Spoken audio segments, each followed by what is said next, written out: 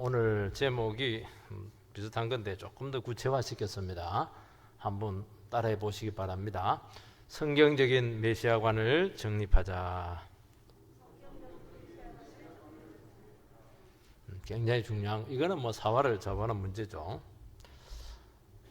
아마 몇 주간에 걸쳐서 예수님의 그 논쟁을 살펴봤는데, 악한 자들이 와가지고 이제 곤란한 질문을 하게 됩니다.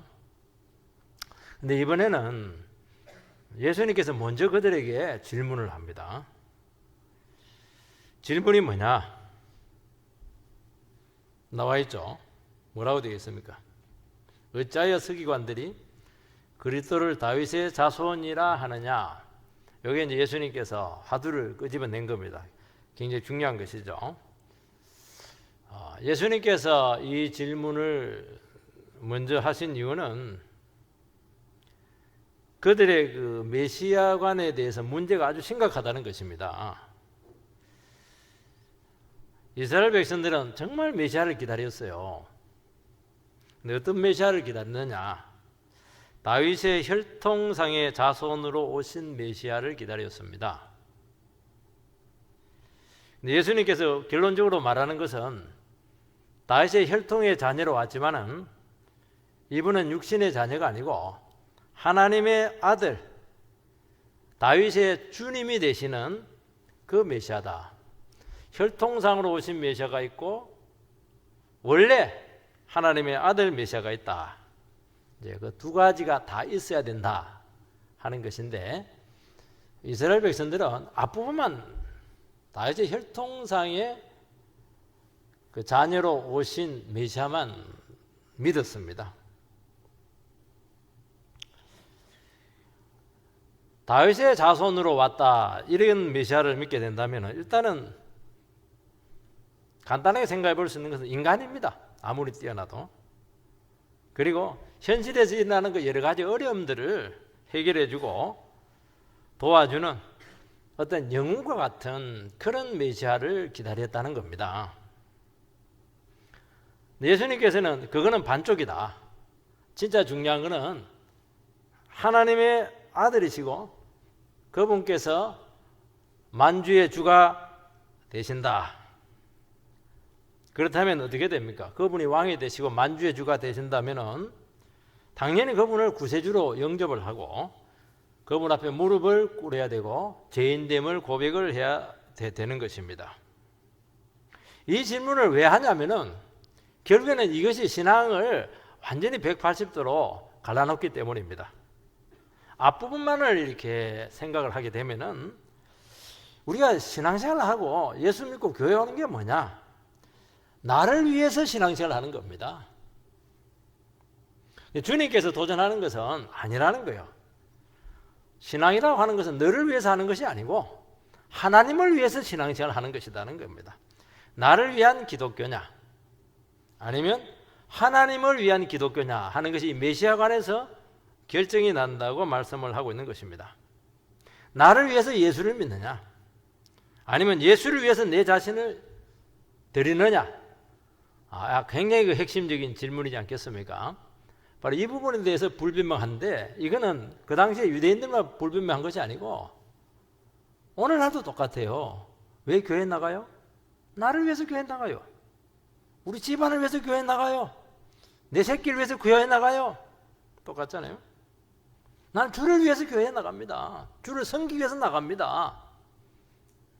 그거에 대해서 말은 그렇게 하는데 실제로 신앙생활을 하시는 거 보면은 그렇지가 않아요. 이거는 뭐냐면 메시아관이 잘못되었기 때문이라는 것입니다. 딱 세 가지를 기억하시기 바랍니다. 왜 예수님께서는 잘못된 메시아관에 대해서 먼저 의문을 제기했는가 하는 그 문제입니다. 35절 말씀을 읽어보면은 예수께서 성전에서 가르치실새 대답하여 이르시되 어찌하여 서기관들이 그리스도를 다윗의 자손이라 하느냐. 예수님께서는 곤란한 질문들을 아주 지혜롭게 잘 대답을 했습니다. 이번에는 먼저 질문을 하고 있습니다. 왜냐하면 먼저 질문한다고 하는 것은 그 무리들이 전혀 꿈에도 생각하지 못하는 아주 신앙의 사활을 좌우하는 중요한 문제라기 때문입니다. 모르면 선생님이 질문하잖아요. 중요한 문제. 그걸 모르면 절대로 안 되게 돼 있는 겁니다. 어찌하여 서기관들이 그리스도를 다윗의 자손이라 하느냐? 서기관들은 성경을 제일 잘 아는 사람들이니까 메시아는 그리스도는 이제 메시아인데요. 다윗의 자손이라는 겁니다. 그래서 이스라엘 사람들은 메시아는 다윗의 자손으로 온다는 것은 어린아이 때부터 그것은 기가 따갑도록 다 알고 있는 그런 내용들입니다. 어찌하여 이렇게 한 거 보니까 너희들의 그 인식에 대해서 문제가 있다는 거예요. 이것은 너무나 중요한 문제이기 때문에 어물쩍 넘어갈 사안이 아니라는 겁니다. 왜냐하면 메시아에 대한 그 인식은 우리의 인생과 우리 역사에 있어서 치명적인 주제라는 것입니다. 예수가 신이냐? 예수가 인간이냐? 그 질문이죠.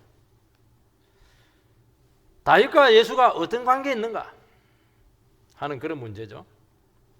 예수님께서는 만왕의 왕이신데 도대체 이 왕이 어떤 왕이냐? 수많은 질문들이 나올 수 있는 것입니다. 왜 다윗이 예수를 나의 주라고 고백을 했는가? 왜 예수가 주가 되어야 되는가? 많은 질문들이 나오는 거예요. 그런데 이것이 전혀 정립되지 않고 딱 하나만 기억합니다. 메시아, 예수는 다윗의 혈통상의 자녀로 온다는 거예요. 그거 하나만 딱 기억하는, 자기 기억하고 싶은 것만 기억하고 있는 것입니다. 여러분, 메시아라고 할 때 이것은 이제 히브리어입니다. 메시아, 메사이아. 헬라어로는 이제 크리스토스, 그리스도, 기름 부음 받은 자, 구원자 이 뜻을 가지고 있습니다. 그러면 이 구원자는 어떤 분이냐? 그 당시 유대인들은 많은 어려움이 있는데 그 어려움에서 구원해주는 어떤 강한 어떤 특별한 존재로 생각을 한 겁니다. 아마 지금 세대는 잘 기억을 못 하실 텐데 저희 세대만 해도 이 뽀빠이 만화 이거 너무 좋아했습니다. 뽀빠이가 뭐냐면은 먹는 뽀빠이가 아니고 이 선언복장을 한 이 근육질이 뽀빠이가 막 팔뚝에 막 담 분실을 이렇게 하고 있습니다. 이 선언이죠. 입에는 파이프를 탁 물고 있어요. 근데 뽀빠이 약점이 뭐냐니까 올리브를 너무 좋아하는 거야. 아주 가냘픈 여자인데 올리브가 막 위기에 빠져가지고 뽀빠이 도와주세요 이러면 막 열리를 제치고 와서 막 가서 구출해줍니다. 근데 이게 배터리를 충전해야 되는데요, 힘이 빠져요. 그러면 시금치를 팍 먹으면 막 힘이 불뚝불뚝 나가지고 그냥 구출합니다. 괴력이 나타나죠. 슈퍼 히어로 같은 존재.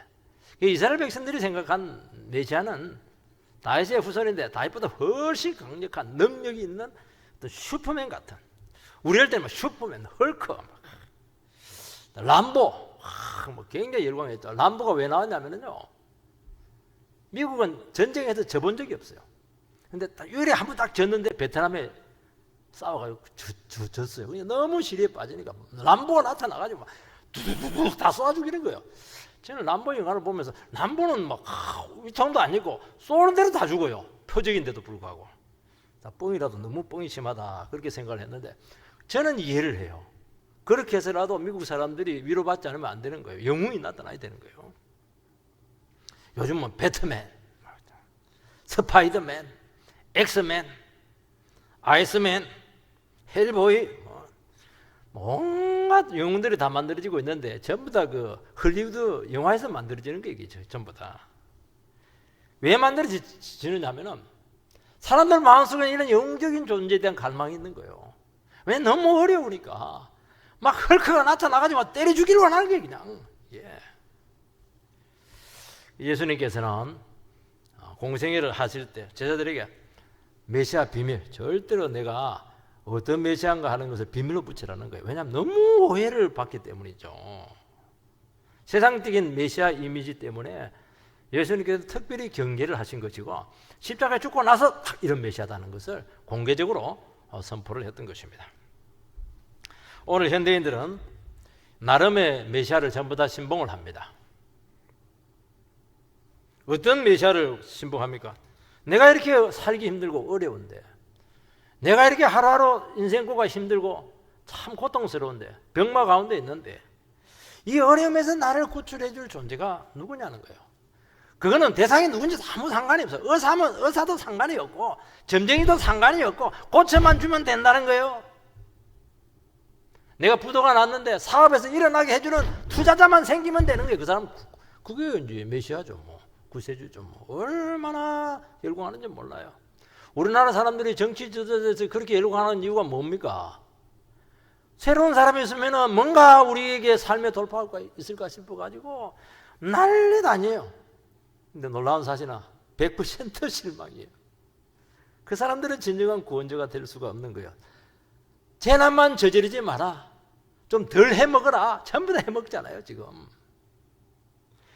구세주가 아니라는 거예요. 기술, 지식, 물질 어떤 것도 구세주가 되지 못하는 겁니다. 근데 우리는 그렇지가 않은 거예요. 막. 그게 상관없어요. 그냥 도화만 달라는 거예요. 도화만 달라는 거예요. 우리나라는 이단이 얼마나 극성을 부리는지 교주가 30명이 넘어요. 이름을 참 묘하게 풀이합니다. 정명석, 기독교 복음 선교회인데 정명석 JMS요.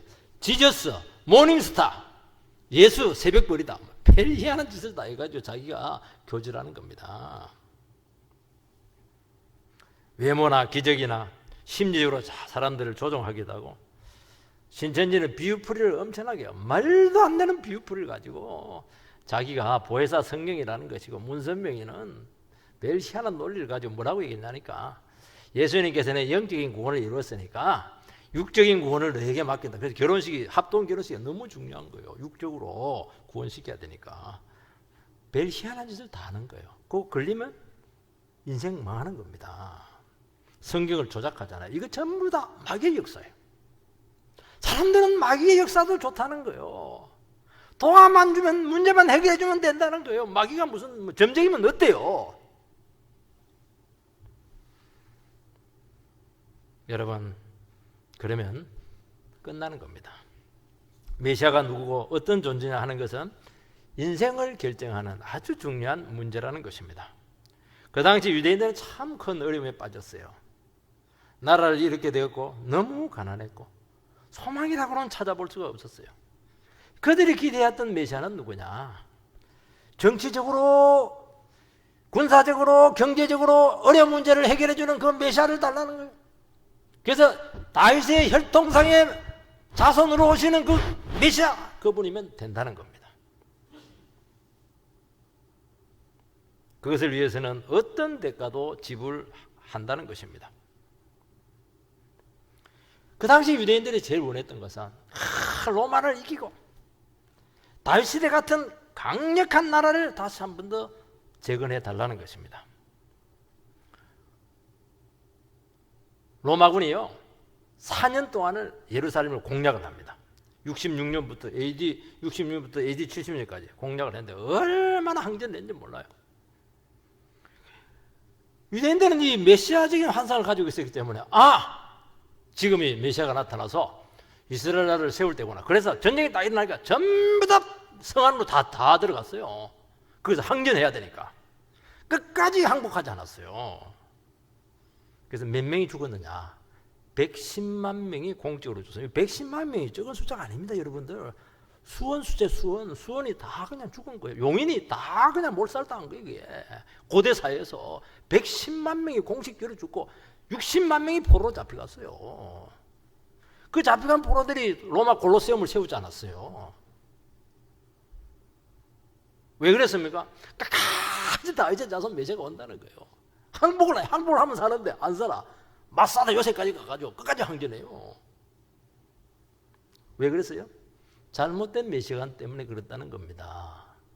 그때 예수 믿는 사람들이 있어요. 그때 예수 믿는 사람들은 전쟁이 딱 났을 때 성을 빠져나와서 펠라 지역으로 도망갑니다. 다 살았잖아요.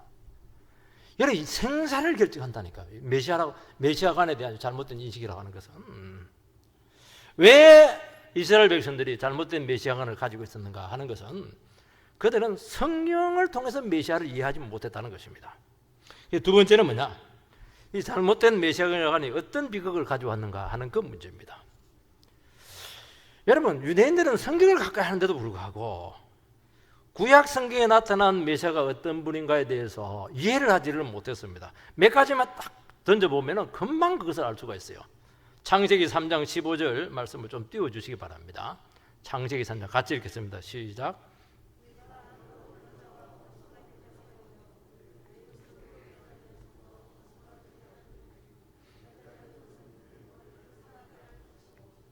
너는 그의 발꿈치를 상하게 할 것이라. 최초의 인간 아담과 하와가 범죄하고 난 후에 하나님께서 그들을 저주합니다. 특히 여자한테 저주를 하고 나서 어떻게 하냐니까 약속을 하나 줘요. 어떤 약속을 주느냐 하면은 여자의 후손 중에 메시아가 오는데 그 메시아가 뱀의 머리를 밟을 것이다. 뱀은 이제 사탄을 상징하잖아요. 사탄이잖아요. 사탄의 머리를 밟을 것이다. 그런데 그 사탄은 여자의 그 메시아의 발꿈치를 무릎 꿇을 거라는 거예요. 발꿈치. 치명적이죠. 그게 뭐냐면 십자가에서 예수님께 죽으시고 예수님께서는 3일 만에 부활하셔서 죽음의 권세를 깨뜨리시고 마귀를 결정적으로 타격을 주는 것을 예언한 겁니다. 최초에. 근데 유대인들은 어떻게 생각하냐니까 유대인들은 전부 다 남성 중심에 살기 때문에 어떻게 여자의 후손에서 메시아가 오느냐, 그건 말이 안 된다는 거예요. 그게 지나다. 남자의 후손이라야지 어떻게 여자의 후손이냐는 거예요. 이게 하나님께서 그런 약속을 주시는 것은 인간 메시아로는 절대로 영물을 이기지 못해요. 마귀를 이기지 못해요. 죽음을 못 이겨요. 죄를 절대로 극복하지 못하는 것입니다. 그러면 누가 와야 되는 거예요? 하나님의 아들이 와야 되는 거예요. 신적인 권세를 가진 하나님의 아들이 와가지고 마귀의 권세를 거꾸로 떨어줘야 우리가 사는 거예요. 그걸 고민해야 되는데 그걸 고민하지 않았어요. 하나님께서는 그들 이해를 못하기 때문에 또 새로운 약속을 주었어요. 이사야서 7장 14절 말씀을 띄워주시기 바랍니다. 이사야서 7장 14절 말씀 같이 읽겠습니다. 시작.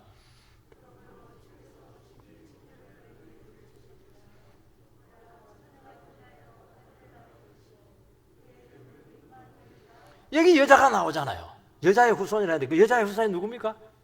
처녀가 잉태하여 아들을 낳을 것이요 그의 이름은 임마누엘이라. 처녀가 잉태해서 아들을 낳는데요. 그 아들의 이름이 임마누엘이다. 임마누엘은 하나님께서 항상 너와 함께 하신다는 것입니다. 그 이름까지 지어주었어요. 여러분, 처녀가 잉태한다는 것은 말이 안 되죠. 근데 말이 되었어요. 왜? 예수님께서는 처녀 마리아의 태를 빌려서 성령으로 잉태가 되어서 육신을 입고 이 땅에 오셨습니다. 예수님께서는 태어난 게 아니에요. 정상적인 성관계를 통해서 인간이 된 게 아니에요. 처녀의 깨끗한 태를 통해서 성령으로 잉태가 되어서 죄 없는 상태에서 오신 거예요. 태어난 게 오신 거예요. 하나님의 아들이 인간의 자궁을 통해서 이 땅에 방문한 거예요. 왜? 인간의 죄 문제를 고치기 위해서, 인생의 근본적인 문제를 해결해 주기 위해서 겸손하게 인간의 몸 속으로 들어와서 찾아오신 거예요. 왜? 몸을 입어야 이 몸으로 속죄를 하니까요. 그러니까 이분은 인간 메시아가 아니라는 거예요. 이름이 임마누엘입니다. 왜 우리가 하나님과 함께하지 못합니까? 우리가 죄인이니까. 하나님 죄는 싫어하거든요. 그래서 죄가 처리됨으로써 하나님이 우리가 영원히 함께할 수 있도록 그 구원 역할을 하신 것입니다. 여러분, 구약에서는 다윗의 자손으로 온다는 구절들이 너무 많아요. 시편 2편에도 있고 89편에도 있고 사무엘하 7장에 나오는데 이거는 언약으로, 다윗 언약이라고 하는 아주 독특한 방식으로 예수님께서는 다윗의 후손이 메시아로 오신다는 것입니다. 다시 다윗의 후손이 메시아로 온다고 하는 것은 뭘 얘기하느냐? 다윗을 능가하는 위대한 왕으로 온다는 거예요. 다윗은 나라를 세웠지만 나라가 망했어요. 그런데 새로 오신 메시아를 통해서 이루어진 그 나라는 영원한 나라가 될 것이고 하나님의 나라가 될 것이고 이 세상을 지배할 것이라는 것입니다. 그것을 다윗과 언약을 맺었던 겁니다. 그래서 이 천국이라고 하나님 나라라고 하는 것은 하나님의 아들만이 세울 수가 있는, 영원한 하나님의 아들만이 세울 수 있는 나라라는 것입니다. 교회잖아요, 교회. 여러분, 이사야서 53장 뭐라고 되어 있습니까?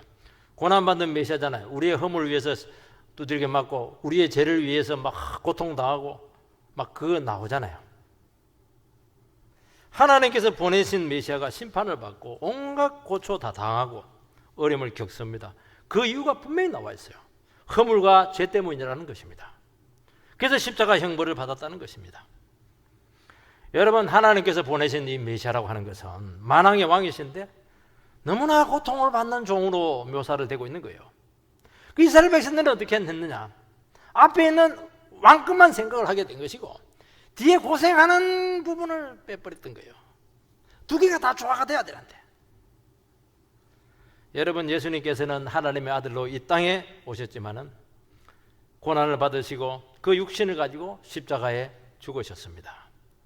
이것이 이해가 되지 않았어요. 여러분, 기독교의 불가사의 다른 종교와 사상과 결정적으로 차이가 나고 기독교만의 유일한 진리라고 주장하는 근거는 여기에 있는 거예요. 다른 종교는 그렇게 생각하잖아요. 인간의 죄라고 하는 것은 노력을 통해서, 수양을 통해서, 아니면 여러 가지 그냥 공로를 통해서 전부 다 해결할 수 있다고 생각을 하는 거예요. 기독교는 절대로 그게 안 된다는 거예요. 하나님의 아들이 이 땅에 오셔가지고, 육신이고 오셔가지고 그 몸으로 찢기고 십자가에 달리고 부활하심으로써 인간의 모든 죄가 해결이 된다는 거예요. 그 말은 뭐냐? 너희들은 대책이 없다는 거예요. 너희들은 절대로 의인이 될 수 없다는 거예요. 여기서 기독교의 유일성이 나오는 것입니다.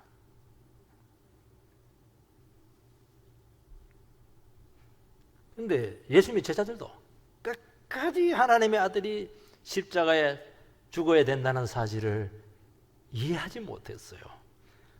부활하고 나서, 성령 받고 나서 깨닫습니다. 여러분, 성령을 받아야 돼요. 여러분, 예수를 믿으려면요 진짜 성령을 받아 영안이 늘 열려야 돼요. 내가 이렇게 죄인이구나, 나의 죄를 위해서 한 분이 죽으셔야 되는구나. 그게 깨달아지지 않으면 유대인과 같은 전체를 받게 될 겁니다. 열심히 신앙생활을 하는데 인생 안 풀립니다. 여러분, 우리 안에 얼마나 죄가 많아요. 여러분들이 얼마나 교만합니까? 여러분들 말 모두 마찬가지예요. 우리 속에 있는 죄와 교만이라고 하는 것은 누군가 죽어야 겨우 진압이 된다는 것입니다. 우리 막속에 막 교만이 올라옵니다. 하늘을 찌르듯이 올라와요. 이리 뜻대로 되지 않아요. 얼마나 답답한지 가슴을 치고 옆에 사람을 치고 나도 모르게 누군가를 죽여, 나를 죽이고 아니면 개라도 죽이고 약한 자식이라도 죽이고 죽여야 돼요. 얼마나 미워해요. 그 미워한 사람 죽어야 내가 진정이 되잖아요. 아유, 저놈의 인간 50평생 같이 살았는데 죽지도 않고 오래 사네. 여러분, 미워하면 오래 살아요. 사랑하세요. 그 죽으면 진정될 것 같아요? 그 사람 대신 예수가 죽었다는 겁니다. 우리 속에 욕망이 올라오면요 절대로 잠재울 수가 없어요. 막 욕망이 끌어오기 시작하는데요 정말 누가 와서 몽둥이로 그냥 엉덩이를 막 때려줬으면 싶어요. 이게 막 제지가 안 되는 거예요. 제 성질이 제지가 안 돼, 이게. 여러분, 고집 피우는 자식을 보면서 부모들은 죽습니다. 반 죽어버려요. 여러분, 바로 그 죄와 허물을 해결하기 위해서 하나님의 아들이, 그 영광스러운 만왕의 왕 되신 거룩하시고 존귀하신 하나님의 아들께서 인간의 태를 통해서 육신을 입고 이 땅에 오셔서 온갖 고초 다 당하시고 십자가에서 피 흘리시고 우리의 모든 죄를 용서를 해 주신 것입니다. 그때 우리에게 진정한 평화가 왔습니다. 자기 자신에게도 평화를 선포해요. 나 너 사랑해. 너 귀하잖아. 배우자에게도 사랑을 선포해요. 모든 평화가 우리에게 찾아오고 은혜가 임했다는 것입니다. 유대인들은 한 가지를 몰랐어요. 너무 신앙생활을 잘했는데 하나님의 아들이 죽어야 될 정도로까지는 죄인이 아니다는 거예요. 율법만 지키면 된다는 거예요. 불교하고 뭐가 달라요? 불교도 마찬가지잖아요. 공덕 쌓으면 되는 거 아니에요? 유대인들도 율법 지켜가지고 하나님 앞에 점수 따면 되는 거 아니에요? 이거 학점 받으면 되는 거 아니에요? 그렇게 생각을 하는 거예요. 그렇게. 여러분, 내가 죄인이라는 걸 모르면 절대로 예수가 누군지 몰라요. 왜 내가 교회 와서 예배 드려야 되는 것조차 몰라요. 그냥 엄마가 오라고 닭다리 지기니까 오는 거예요. 가정의 평화를 위해서. 예수가 반드시 내 인생에 필요하다는 걸 몰라요. 안 필요하니까 그냥 들수닥수 가는 거예요. 그냥 기분 좋으면 믿고 안 좋으면 안 믿고 그렇게 하는 거예요. 돈 생기면 믿고 감사한금 하고 안 생기면 막 어디 가버려. 에이 믿어도 막 아무 소용없더라. 그렇게 하면서 그러니까 인간적인 도움을 주는 정도로 생각을 하는 거예요. 4대 성인 중에 하나예요. 그냥 좋은 교훈이나 얻자는 거예요. 뭘 생명을 얻고 뭐 그렇게 해요. 그러니까 신앙이 이렇게 되는 거예요. 이게 유대인들은 형편이 너무 어렵다 보니까 약한 메시아 싫어, 고난받는 메시아 싫어, 이해가 안 돼요. 왜냐하면 원하는 모습이 아니잖아요. 의사가 되면 더 좋을 텐데 아파 죽겠는데. 그래서 왕으로서는 강한 메시아를 원했던 것이고 그것이 정치적이고 영웅적인 인간 메시아를 기대를 한 것입니다. 그들의 문제가 해결되었습니까? 아무것도 해결되지 않았어요. 나라가 회복되었어요? 회복 안 됐어요. 가난이 극복이 되었어요? 극복 안 됐어요. 병이 치료되었어요? 치료되지 않았어요. 아무것도 해결되지 않았어요. 로마로부터 해방은커녕 그때 이후부터 더 신랄한 핍박을 받게 되었어요. 유대인들이 십자가에 죽으신 예수를 거부한 결과 잘못된 메시아의 이해가 인류 역사상 2000년 동안 이스라엘 백성들이 온갖 핍박을 당하고 히틀러에게 600만 명으로 가스실에 죽고 그냥 나라를 잃어버리가 2000년 동안 그냥 그 방랑자잖아요. 그거 왜 그래요? 예수를 몰라서 그런 일이 생겼다는 거예요. 이게 그게 그들의 비극의 시작이었고 그때 이미 그들은 운명이 결정이 되었던 겁니다. 지금은 예수 믿으면 돼요. 우리나라는 일제강점기를 거치면서 완전히 쫄딱 망했어요. 안에 막 관리들은 다 헤쳐먹고 열강들 와가지고 동네북 신세가 되었어요. 완전히 망했어요. 근데 뭘 잘했냐? 이 망한 조선을 사랑하기 위해서 하나님께서 선교사들을 보내셨고 선교사들이 와가지고 하나님의 아들이 육신 입고 이 땅에 오셔서 이 절망에 빠진 조선 백성들을 위해서 죽으셨습니다. 그걸 딱 붙잡았어요. 아니 우리를 사랑한다고? 일본은 우리나라를 집어먹고 열강대는 우리나라를 그냥 뜯어먹고 관리들은 전부 다 속을 다 파먹었는데 우리는 천하의 고아인데 하나님이 우리를 사랑하신다고, 예수가 우리를 사랑한다고? 거기에 막 백성들이 막 열광을 해버렸어요. 부흥회만 했다 이러면 막 여러분 부흥회요 3일 동안 막 화장실만 갔다 와요. 그냥 회개가 터졌어요. 회개를 그렇게 많이 했어요. 그래서 먼저 주님 붙잡고 말씀과 함께 기꺼이 고난을 이겨냈습니다. 그래서 어떻게 됐어요? 우리나라 해방되었잖아요. 자꾸 지금 저쪽 사람들은 독립투사들에 의해서 해방됐다고 하는데 그 소리 하지 마세요. 우파 쪽에서는 우파에서 해방됐다고 하는데 그 소리 하지 마세요. 하나님이 해방을 준 거예요. 우리가 한 게 뭐가 있어요? 하나님이 줬죠. 그리고 이 땅에 엄청난 부흥을 가져온 거예요. 이게. 왜요? 나를 위해서 죽으신 예수가 우리를 사랑한다, 이 백성을 사랑한다, 그거 믿어버리니까 이렇게 되잖아요. 이게. 여러분, 메시아는 하나님의 아들이시면서 동시에 인간이 되셨습니다. 이분은 왕이지만은 종이세요. 그러면 어떻게 됩니까? 두 가지 다 받아들여야지. 왜 왕만 받아들여요? 그래야 인생이 풀리는 거예요. 내가 죄인이고 죄를 해결받는 방법은 하나님의 아들을 믿는 것밖에 없습니다. 여러분, 죄인에게 무슨 미래가 있습니까? 죄인은요 언제 죽을지 몰라요. 언제 신발에 떨어질지 몰라요. 왕은 군림하지 않아요. 백성을 종처럼 섬깁니다. 여러분, 섬김의 리더십으로 예수께서는 세상을 다스려졌습니다. 이게 비밀이에요. 그래서 기독교는 비밀이 참 많아요. 부부에게도 비밀이 많잖아요. 예수 믿는 사람은 비밀이 많아요. 약해짐으로 강함을 이기는 것입니다. 지는 것으로 이기는 거예요. 복음은 절대로 힘을 추구하지 않아요. 파워 추구하지 않아요. 썸파워 이런 소리 하지 마세요. 스스로 힘을 빼는 거예요. 약해지는 거예요. 왜냐하면 약해짐으로 강함을 이기거든요. 여러분 강해지려고 한번 해보세요. 내가 막 강해져야지. 막 큰 소리 빡빡 치는 그런 인생 살아야지. 은혜가 하나도 없어요. 그리고 계속 주님과 충돌할 겁니다. 힘 빼, 힘 빼. 네가 왜 강해지려고 그래? 야곱이 자기 힘 쓰려고 하다가 얼마나 두들겨 맞았어요. 야복강 가서 환도뼈 맞고 나서 막 힘이 쫙 빠지니까 그때부터 거듭나잖아요. 이스라엘! 하나님과 겨루서 이겼다. 하나님과 겨루서 이긴 사람을 누가 이겨요? 자기 힘을 딱 빼니까 하나님께서 이기게 해주잖아요. 여러분 절대로 우리는 힘을 비축하지 않습니다. 빼죠. 바보가 되어서 똑똑한 자를 이길 겁니다. 여러분 똑똑이들 진짜 많아요. 에이, 그건 몰라서 안 하는 줄 아세요? 그거? 그렇게 될 줄 알면 예수가 왜 와서 죽어요?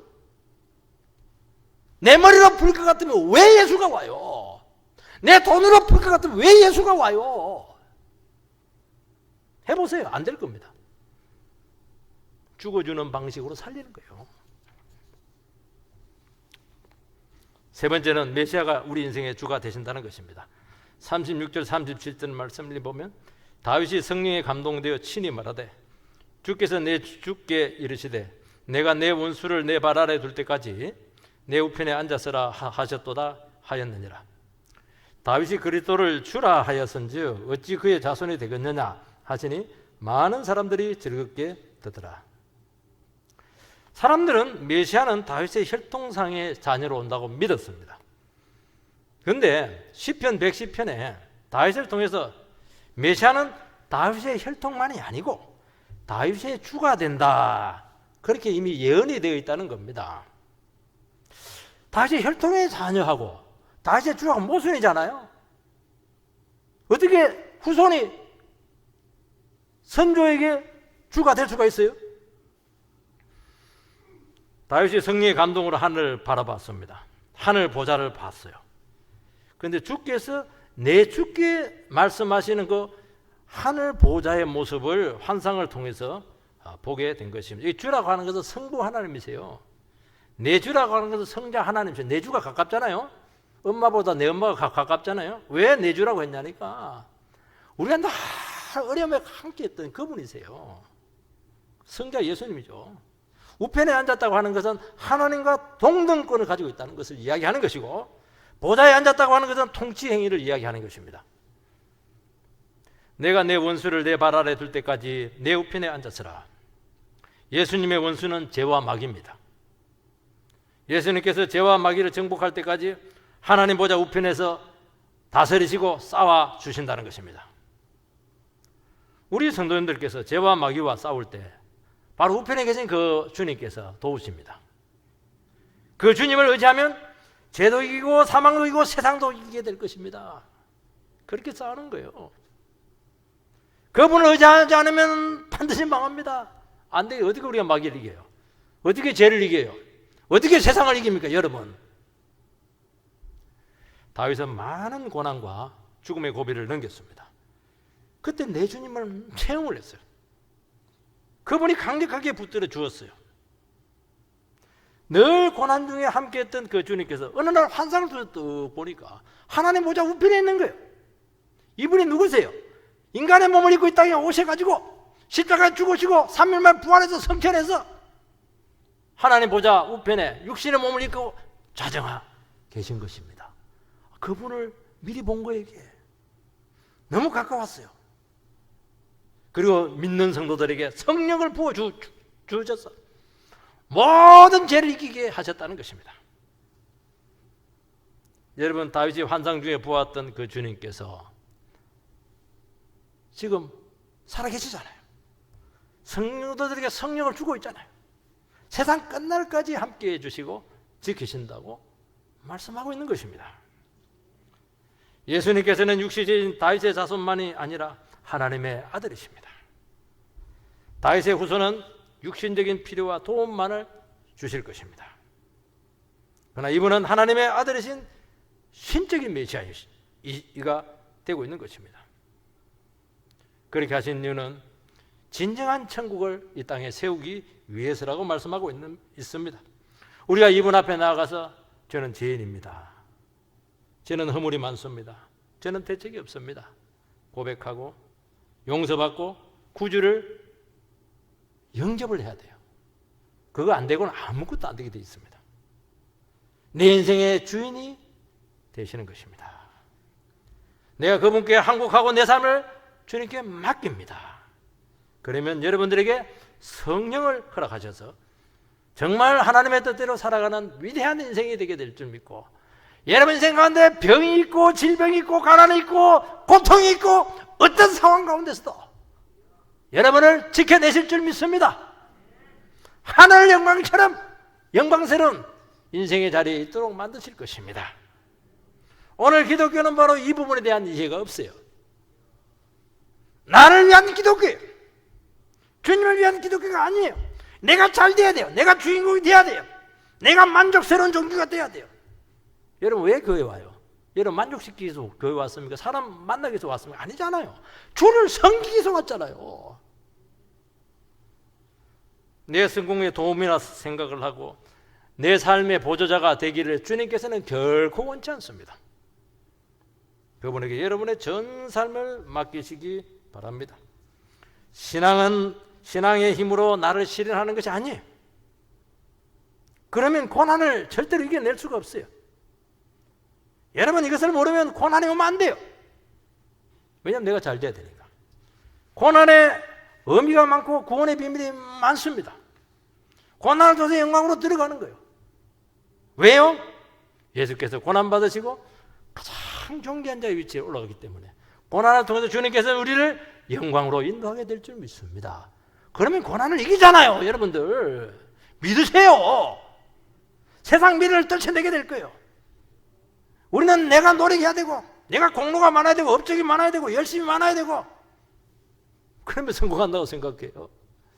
아이고 착각이에요. 그거는 인생의 결정 변수가 아니에요. 주님께 달려있는 거예요. 주님하고 바람 관계 있습니까? 그러면 성공한 거예요. 이미 하면 돼요. 우리를 하여금 죄와 싸우고 모든 것을 이기게 하시는 그 주님 앞에 무릎 꿇는 귀한 성도들이 되시기를 주의 이름으로 축원드립니다.